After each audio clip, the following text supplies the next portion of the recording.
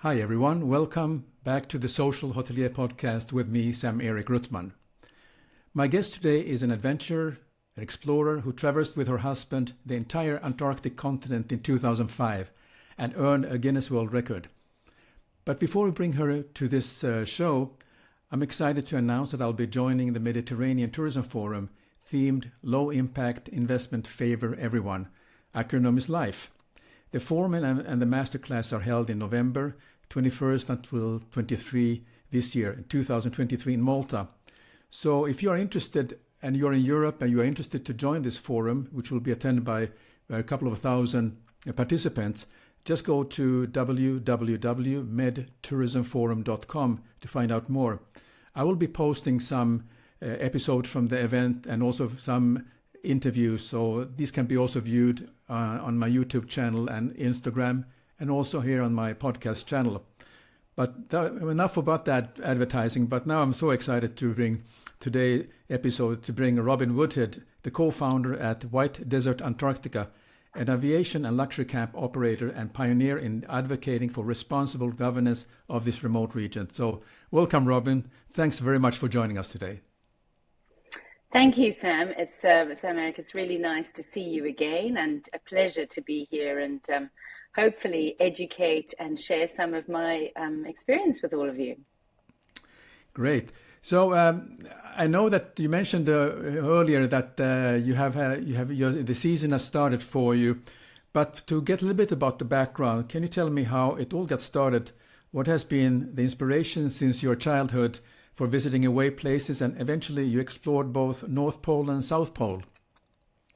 That's correct. Well, I guess it all started when I was a kid, and when I was 6 years old, my parents actually took us out of school for a year, and we traveled around the world, and they said to us that we were collecting memories and experiences over things, and I think that as a young person really stuck with me. And by the time I was 13 years old, I'd traveled to over 90 countries. So travel really is in my DNA. So I was always trying to understand different cultures, local communities. And I think it's fostered a sense of curiosity about our world and humbleness about our place in the magnitude of nature. So that's where my love for travel really started. But to answer your question about how I got into Antarctic and polar tourism, because it is quite a niche market, back in 2005, my then boyfriend and I masterminded recreating the Shackleton Nimrod expedition, which went from one part of the Antarctica by vehicle to the South Pole. And I guess much like their expedition 100 years prior to us, it was doomed to failure. And I think failure is often where you have your greatest learnings in life. And it very much was that for me. So I ended up being stuck in a tent on my own in Antarctica for 3 months. And this was 20 years before the whole world went into COVID isolation. So I guess I had some valuable learnings to share with people during COVID, but more than learning about being, at peace with myself in my place in the magnitude of nature, it showed me that nobody was traveling to the interior of this very, very special otherworldly place. And it was just the odd scientist who ventured into the interior of Antarctica and the odd explorer like myself. And I thought, why can't we take some of the global change makers to this very special place, show them this amazing natural environment, and try and encourage them to be ambassadors for its future conservation. And that was, 18 years ago. And where it all started was quite naively, like I think a lot of these things. I'm a Cape Townian from South Africa, and I happened to stumble across a scientific operator that took scientists into Antarctica. So I said to them, can we buy some seats on your plane, please? And they said, well, yes, but there is a permitting process to going to Antarctica. So that's when the learning started of how the Antarctic Treaty works, how IATO works. But essentially, we bought 4 seats on a Russian cargo plane, and we took the chef from our wedding and we flew into Antarctica, and that was our first trip, and that's how it all started 18 years ago. Well, that's amazing. I think what you initially alluded to, that you have through your parents had got this inspiration to travel to places, and it's really a humbling experience. And if you are willing to absorb and learn about the culture, I mean, that is a life learning. And we have met earlier in an event, and I shared my story at the time about my stumblings and what I kept learning, and so I got very inspired about what you were saying. So I think we have some DNAs here in common, that we are exploring the unknown, but then we also wanting to learn about ourselves and share those experiences to others. But I think you have done something on a very different level, which I'm so inspired and excited to hear about. And then that you're bringing some change makers to this pristine and fragile region is something very, very special.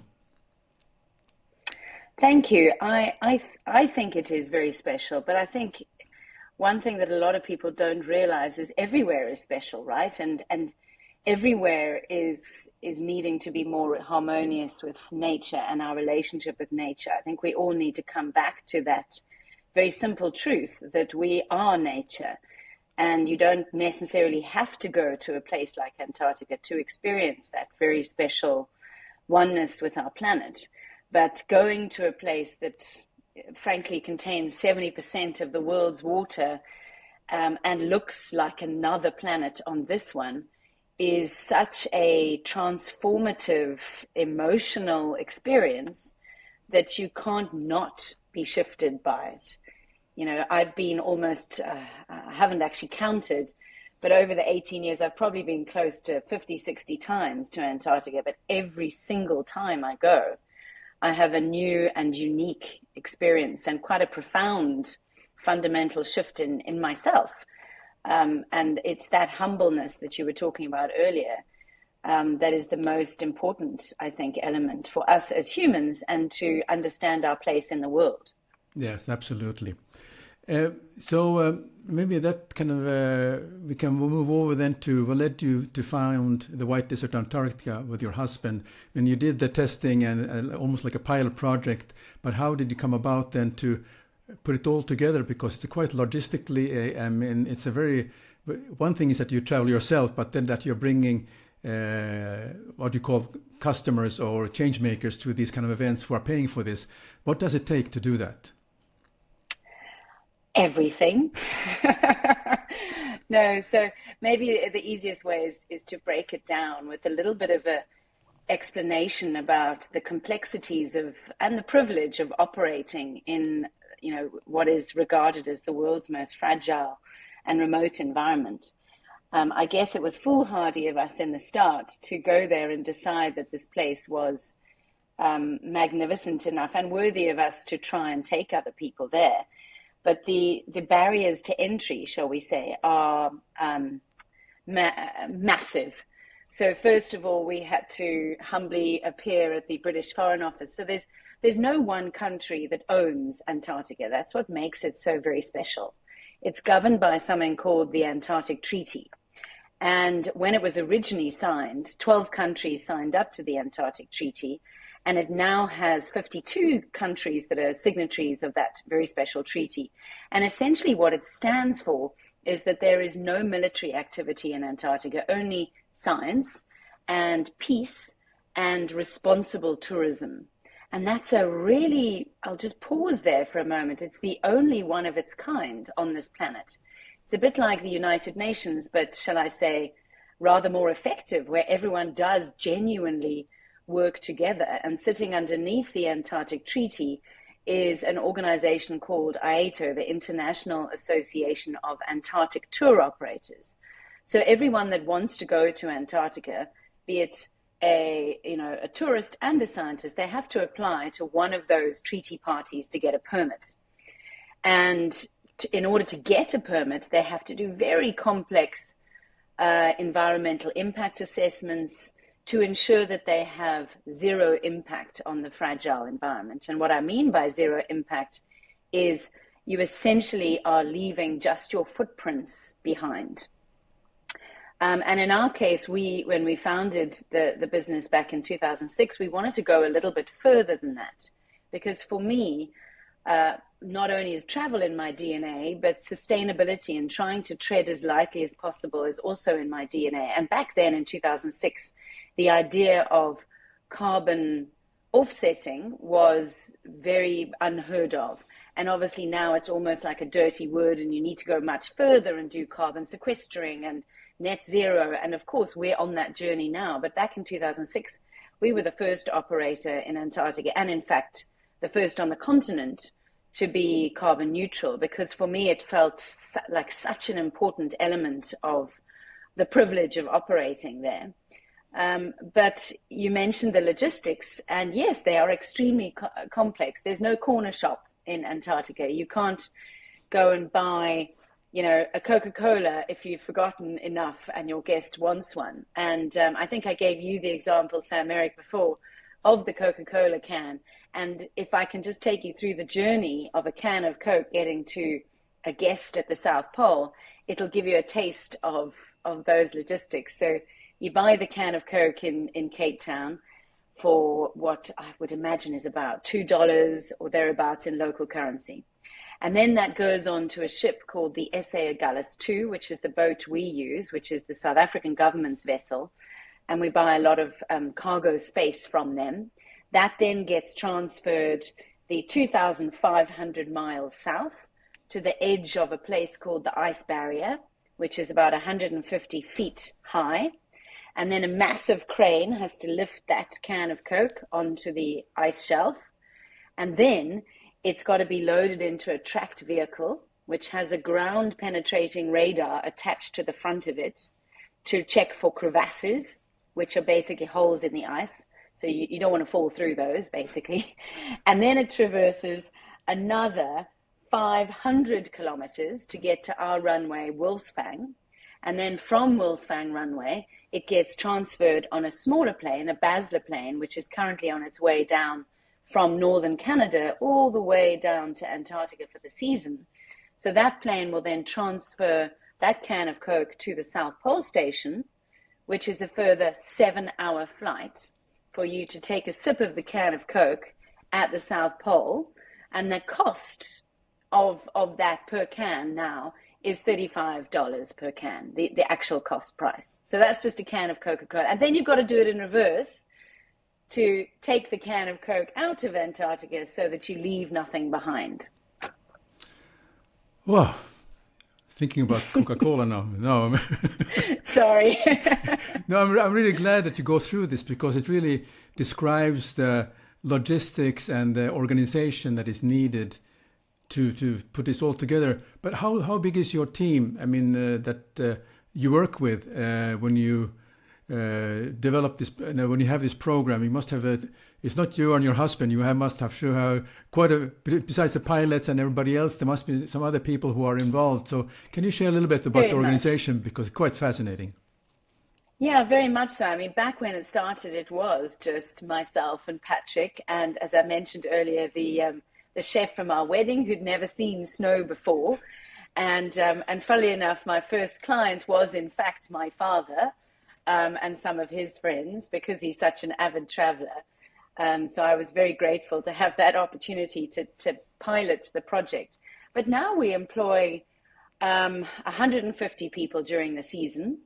And it is from 18 different nationalities. And it is very much like the United Nations. We do have, Chinese staff working alongside Russian staff, dare I say, working alongside Ukrainian staff. It's the one place in the world where, everybody gets on for two reasons. A, they respect one another's very, very honed skill set, because we have people that are, from chefs to, as you say, pilots, to the guy that operates that ground penetrating radar on that tracked vehicle that takes that Coca-Cola can, to our refuel station staff, so we really do employ a variety of people, but they respect one another's differences. And I think also because they are stuck in this remote environment, they have to get on for survival reasons.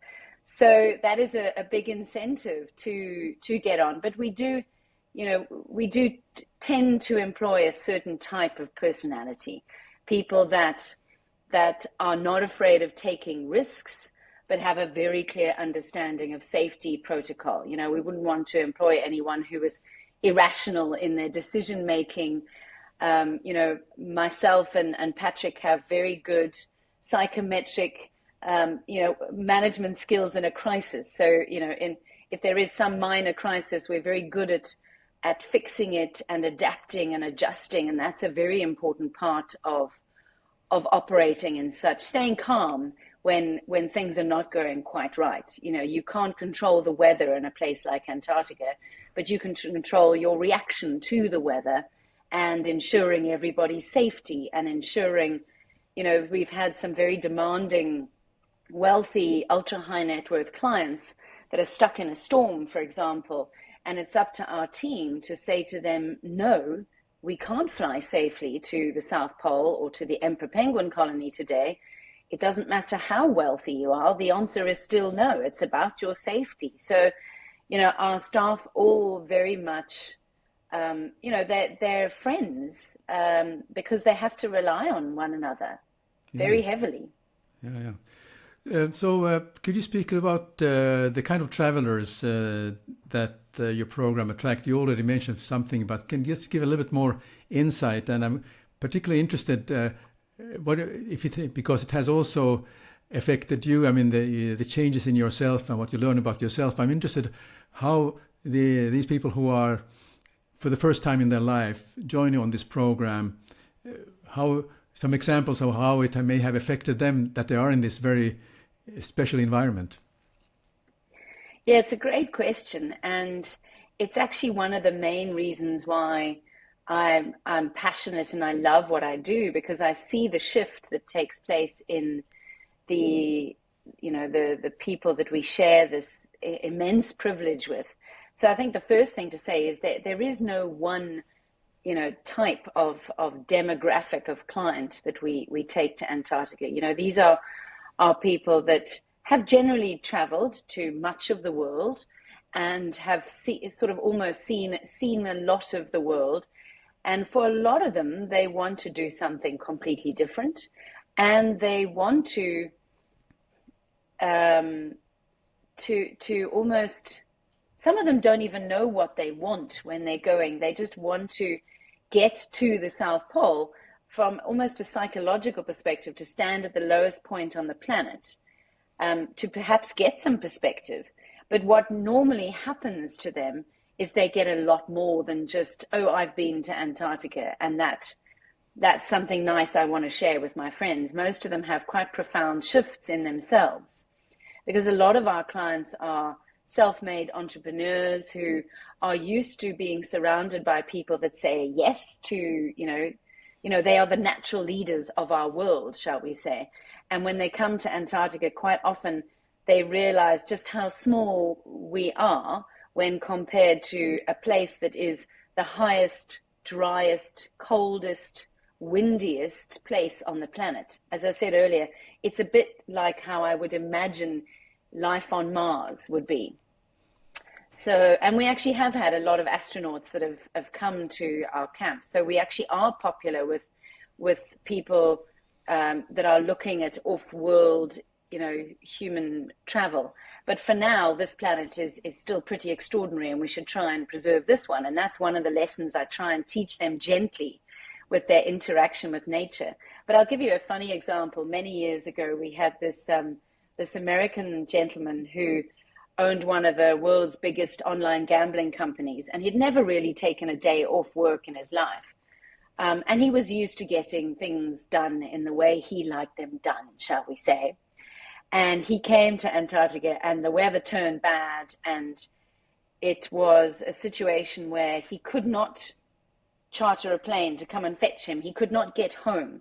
He was stuck for a few days in Antarctica. And the shock was immense for him as a human to surrender control. And he actually cried, in my arms for a few days. I think mainly because he was out of control, but then it started dawning on him that we are all somewhat out of the control of nature. We are just a part of nature. And interestingly, after that very difficult trip for him, he actually loved it so much that he came back with his friends and family the next year. So it really did shift his way of looking at the world. And he wanted to help preserve Antarctica and dedicate time, energy, and resources to scientific work. And that's really what we mean by creating a corps of ambassadors, a place that shifts you. And you then go and spread the word about how important this place that is ground zero for climate change actually is. Yeah, yeah. Yeah, that's very interesting. I mean, I just thought about this when you talked about this gentleman, that it is such a shift from having full control, and they are hugely successful in materialistic things, if you will.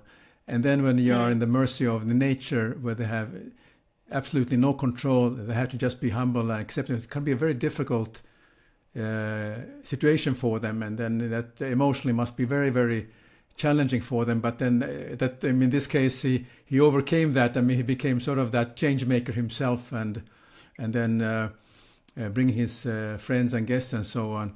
Yeah, I mean, I was just thinking about Mars also. I mean, the practicalities about traveling there. I'm always thinking about food because I love food. How do you plan what you're going to eat there when you're on a trip like that? So you don't have to ask for a Coke suddenly when you can't have one. Yes, no, and funny enough, when you were speaking there, I was wanting to add in, this particular client, even though he was stuck in a storm in Antarctica, the food is magnificent. So, that is, and often people, when they're in remote environments, they seek comfort in food. And also because it's so cold, your body, requires the extra calories. But our menu has been honed like a chemistry experience over the past 18 years. So we do have some really incredible chefs that work for us. And when the one season ends, we start preparation from a food perspective for the next season. So a lot of our menu, and we serve 3-course meals, and we serve tasting menus, and it's a full English breakfast in the morning, and obviously we're very used to dealing with quite complex dietary requirements. Yes.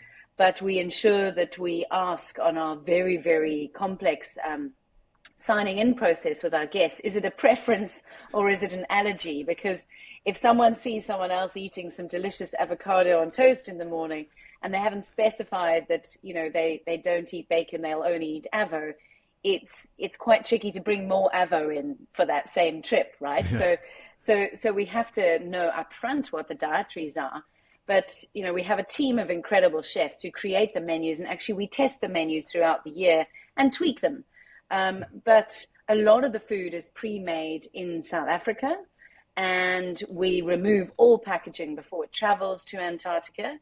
And then we complete the meals when they're out there, because obviously it's easy to keep things frozen in Antarctica, right? Yeah. So for that, the difficult part is the fresh food and the beautiful garnishes and fruit and all that. So we have, extremely efficient cold storage management, but it's about bringing our fresh produce in. That's rather more complex, and we bring those in on the ship, but also on our regular weekly flights that bring our clients in every 8 days. There's fresh food and that comes in. So yes, the menu is one of the more complex parts. I'm also a foodie. I love food, and I won't compromise on what food I eat. So, and I know our guests have exacting taste, and it's a pleasure to be able to serve them a magnificent meal in the most remote place, right? Yeah. How about then special. Sort of the hygiene factor, human waste, everything that you bring there? I mean, just to keep yourself. I mean, I assume they're about for a week or something about those trips. So just the practicality, showers or bathing, and then just those kind of morning routines, and bringing back all that. I'm sure you must have bring back all the waste away from there, isn't it? So could you just dig a little bit deep on that, how it actually works? Yeah, sure. I mean, as I said, sustainability has always been a big part of who I am as an individual, and so therefore who the business is. And I think it's vitally important in a place like Antarctica that's so fragile. And actually, I believe every place needs to be as responsible and have as low impact as they possibly can on the natural environment. So, we use solar power to heat our water at our master camp, signature camp, Witchaway, and our standard 8-day trips.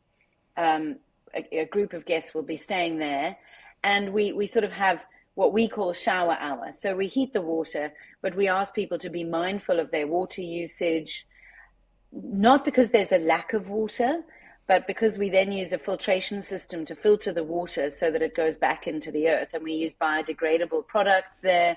So we just want to be as mindful as possible about creating as small a quantity of grey water that we then filter back. So it's about raising people's consciousness and educating them about that. And then everybody always asks me this question, so I'm going to dive right into it, Sam-Erik. How do you go to the bathroom in Antarctica? And I guess it harks back to that the NASA astronaut aspect of outer space living. We actually use NASA filters on our bathroom systems. So we have to tell our guests to make every poop count because they cost $5.70, and we then seal them hermetically and we ship them out of Antarctica. And then we recycle all our waste back in South Africa. So whatever we bring in, we take out, and it goes across the supply chain.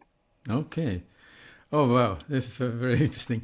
Let's move over into that ice cube project that you have mentioned earlier and your involvement. Can you just share what has been your involvement and what is it all about? Sure. I mean, when we started back in 2006, we bought some seats off a scientific aeroplane, correct? I think we mentioned earlier. So now, actually, scientific work, they are the only natural local community of Antarctica. So we respect them immensely. And we try to collaborate and share logistics with them wherever possible. Because I feel, what's the point of having two planes going into a fragile environment when you can have one, right? And in our case, we were the first operator to trial sustainable aviation fuel in 2021. And we're now trying to gently encourage the scientific community to make that switch to sustainable fuel. And as part of that, our operations now comprise of 50% scientific work. So we transport a lot of scientists with us into Antarctica. And this previous year, we started transporting some of the scientists to the NSF, to the American base at the South Pole, which NSF stands for National Science Foundation. And it's such fascinating work, some of the work that they do at the South Pole. And my son can probably explain this to you better than I can because he's a bit of a young scientist, but I'll do my best. So, we transport scientists all over the continent to do some really incredible work, not just stuff like climate change research and penguin research, obviously, which is a big topic at the moment with the global influx of avian flu. And we've got very stringent avian flu regulation in particular for this season, so we can, fingers crossed, not contaminate any birds there. But the Ice Cube project is all about neutrinos, and they're tiny particles, and they pass through most matter undetected. I mean, essentially, it would be easy. They're the particles that surround black holes, okay, is the easy, simple way to explain it.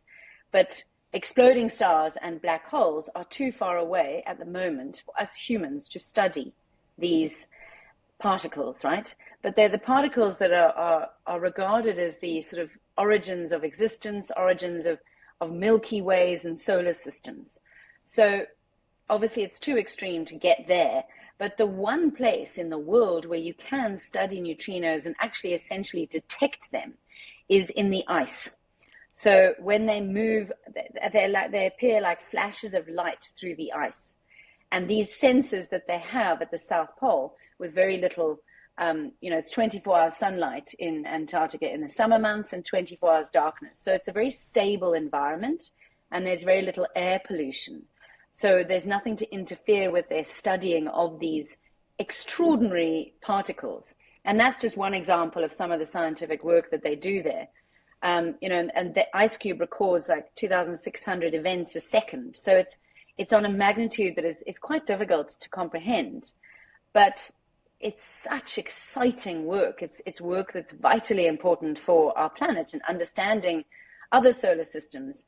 So, but there's so much science that goes on in Antarctica. I mean, fun fact, Antarctica's also got some of the world's most incredible and largest meteorites. Because, and especially now, this is the sad part of climate change, with some of the increased ice melt, we're starting to see more and more meteorites become exposed in, Antarctica. So there really is, we support the British Antarctic Survey, BAS, with their scientific work, Chinese, Americans, Germans, and as I said, it makes up 50% of our operations. Yeah. Oh, fascinating.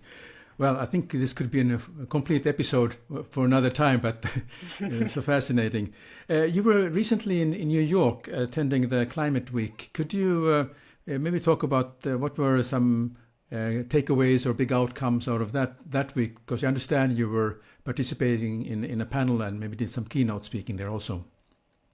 That's right. Yes, it was a couple of weeks ago, and it was really, really exciting to be amongst some of the global change makers in the sustainability space, but also in the governance space. So a big part of what I do as an individual is I've been part of this organization, IATO, for the last 18 years since we started operating.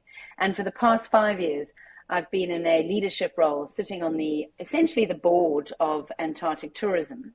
And the past year, up until last year, I was the chair of the executive committee.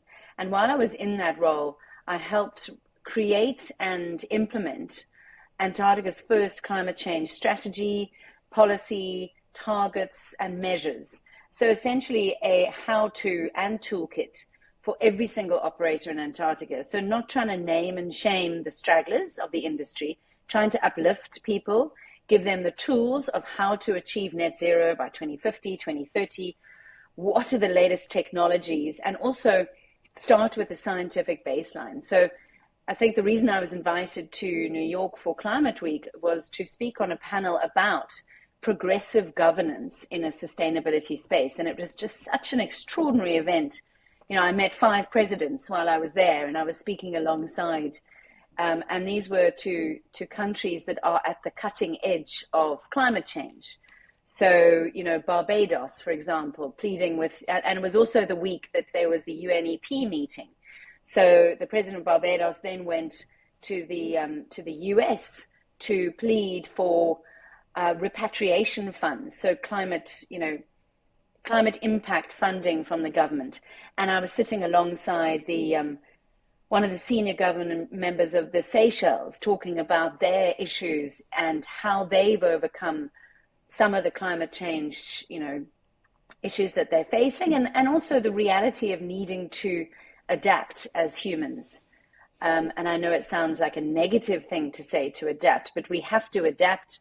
We also have to empower. We have to seek hope. And I think one of the biggest takeaways of the whole week was we actually do have the solutions we need to be okay as a species.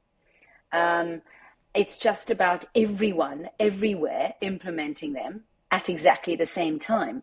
Yeah. We had so many interesting, diverse conversations while we were there. And I was actually there because I was up for a Changemaker Award. But, everyone there was a changemaker. Everyone was passionate and trying to show people that they don't need to be powerless. That was one of my key messages. Was I actually used the example of the microscopic krill, which in Antarctica forms the base of the food chain of the ocean, the Southern Ocean. And when they're sort of individuals, they are microscopic. But if you put them together, they have a massive weight. And they form that important base. So I think everyone always thinks, let's leave it to governments. Let's leave it to big corporates. Let's just forget about it because it's too overwhelming. But I think the big takeaway was, no, every wild space matters. Every wild space on the roof of your, New York apartment matters. Start exactly where you are and let's just get on with it. Yeah. Very interesting. Okay, again, a little bit back to the White Desert Antarctica. What are some of the long-term plans that you have, or goals or aspirations for the company? I mean, you started already quite some time ago. Looking ahead, what are the vision you have with your husband about this business?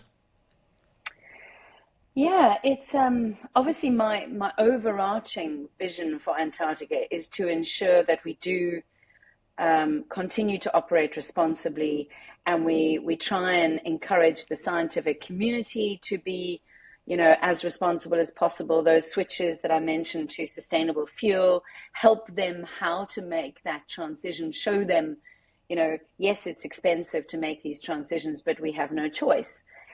We must. And I think also another overarching goal is to ensure that that very special Antarctic Treaty continues. So unlike the Arctic, which, there's all sorts of geopolitical power plays going on right now, and drilling and mining and all those uncomfortable resource extraction conversations are happening and being done. In the South, we have this unique situation of that Antarctic Treaty that is due to be up for renewal in 2048. And it sounds like a long way away, but actually we have to, as a species, ensure that we maintain some wild places. And we also worked, when I was in the governance role, on the marine protected area around Antarctica, the world's biggest marine protected area. And there's currently 3 new marine protected areas that are up for potential ratification by, the Antarctic Treaty government. So trying to ensure that we can conserve the oceans surrounding Antarctica that contain those vital krill for survival to be, not fished, to be cherished, and, to allow the whale numbers to continue to thrive. We implemented an amazing speed limit for all operators in Antarctica a few years ago to ensure that whales numbers increase. And it has shown massive increase in whale numbers. So we'd like to continue to do more projects like that at an overarching level. And then taking it back to a micro level, as I mentioned, I am a South African, and, carbon sequestering is, I think, becoming a very important part of the future of saving our planet. And we have an abundance of kelp, wild kelp in South Africa. So we're very much looking to try and invest in kelp farms and carbon sequestering projects there, and engaging our guests in that, potentially in the form of a foundation where we can, they can give back along the gateway to Antarctica as well as just Antarctica. So that's a big thing for me. But I also feel, I've been doing this for 18 years, and maybe I've got some learnings I can share in other parts of the world. And maybe it's time to leave something on the table for the next guy and help in other places. Because I think there's one thing I learned in New York now, there's a lot of different environments in the world that, even though I'm a specialist in Antarctica, if you can do it in Antarctica, you can pretty much do it anywhere, right? So I think I can actually add value and help in other regions of the world. So I think for me personally, sustainability and governance might be an area that I'm going to personally shift into. But who knows what the future will hold, right? You've got to create your own future. Absolutely. But I can see that could be an excellent way forward with your experience already. I mean, there are parts of the world that has a long way to go in all these aspects.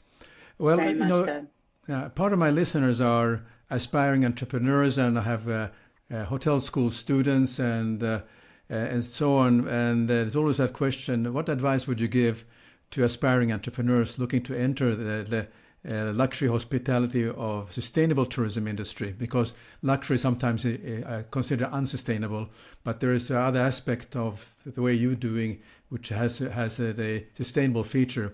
But generally, what advice could you give to some aspiring entrepreneurs who would like to enter into this industry?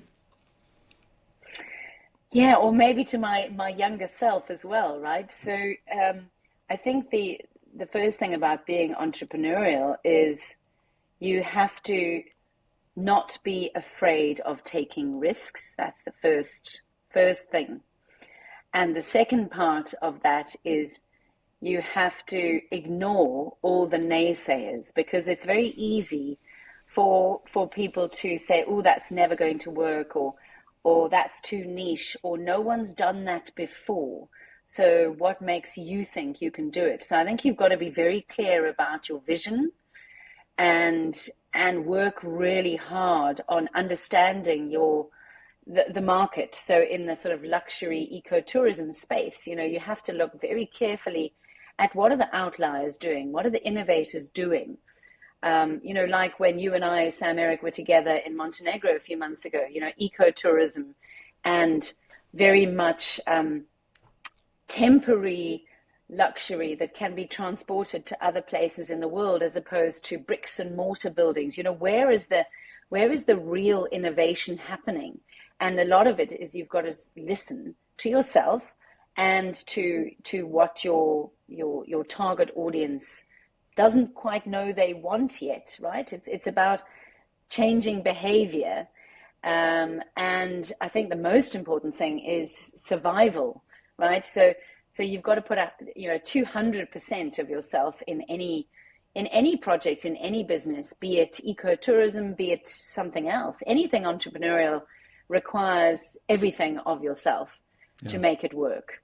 And once you put that everything into it, you've got to survive for long enough to monetize that. Sometimes it takes a bit of time to convert from a passion project into a successful business. But I do believe that passion and profitability go hand in glove, and they are the most important ingredients.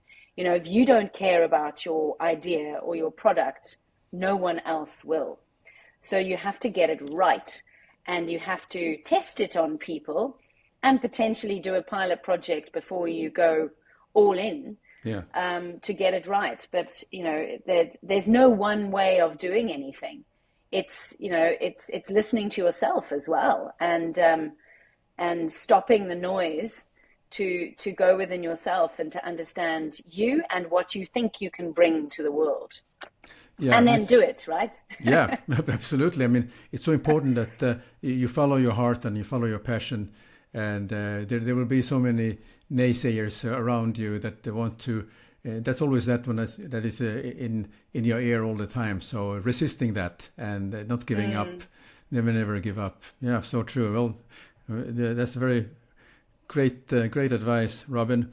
Okay, a little bit. The final thing, it would be more about on what inspires you. What are the things that inspires you, and are there any books or mentors or experience that have had a significant impact on your journey?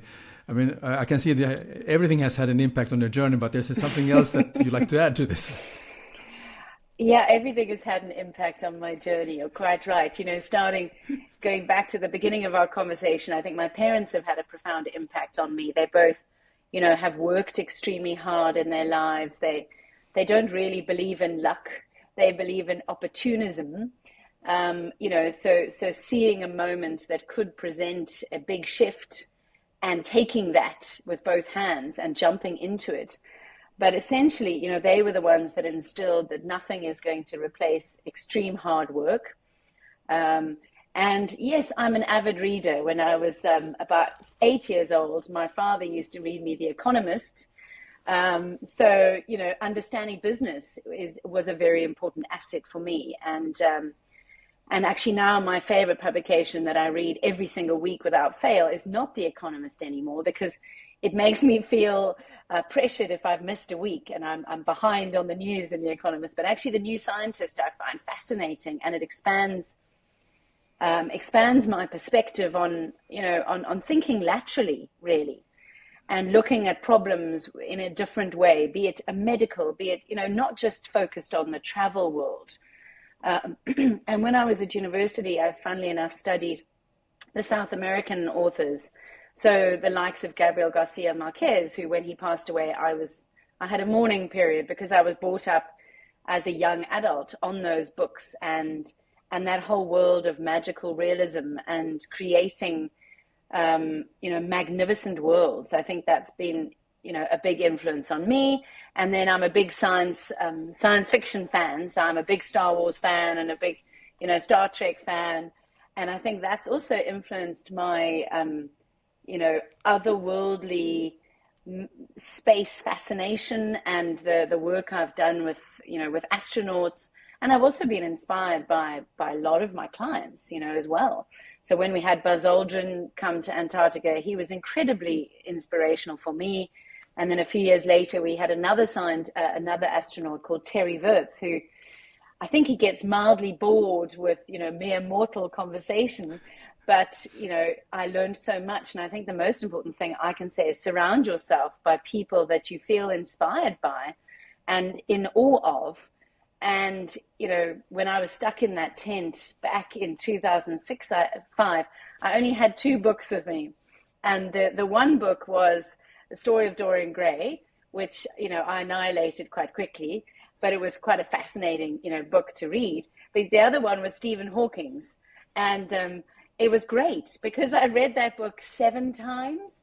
And on the 7th read, I sort of understood about, 50% of it, So I believe in always pushing yourself and learning and never stop learning. And be it from, a Bhutanese monk on the side of a, walk you do in remote Bhutan, or be it, a beggar on the side of the road who's made a life choice. You can learn from everyone and every single situation that you have. Most of all, I think I learn from my children every day. I've got a teenage girl and a almost teenage boy, and they teach me very valuable lessons, again, about patience and being humble every day. That's very good. Well, Robyn, has been a wonderful discussion, and just want to, if people want to find out more about you or reach out to you and ask for some advice, or the White Desert Antarctica, how can they do so? Where should they go to reach out to you? Sure. Well, for me individually, I'm on LinkedIn. I'm not on any other social media platform. I happen to be a relatively private person, shall we say, but for any questions or professional advice, please reach out to me on LinkedIn. My name's Robyn Woodhead. And for the business that I founded, it's White Desert Antarctica for Instagram. And then our website is white-desert.com. And we're on Facebook and all the other platforms. But reach out. I would love to hear and have any questions from young entrepreneurs. What a pleasure. Very good. You have mentioned, and I follow you on LinkedIn, obviously, and I just saw that that Condé Nast has recognized your activities for an award. Can you maybe just give a little bit of a plug for that? Yes, thank you. I'm very glad you mentioned it. Yes, Condé Nast has just given us a Reader's Choice Award, which is such an amazing privilege because it's nominated by the readers themselves. So I'm extremely proud of that, and I think it's testament to what I was mentioning to aspiring entrepreneurs is just to keep doing what you're doing, be authentic. Don't be afraid to be niche, and eventually you might be able to get some incredible recognition for the products and the approach that you have created. And I feel very honored and proud of that one. So thanks for bringing it up. Yeah, thanks, Sam-Erik. Well, thanks, Robyn, and I appreciate that you joined this episode. It was a privilege and honor to have you here, and I learned in this lesson 1 hour a lot about you and also about the way you are thinking, and I'm sure my audience is also feel the same way. So thank you so much.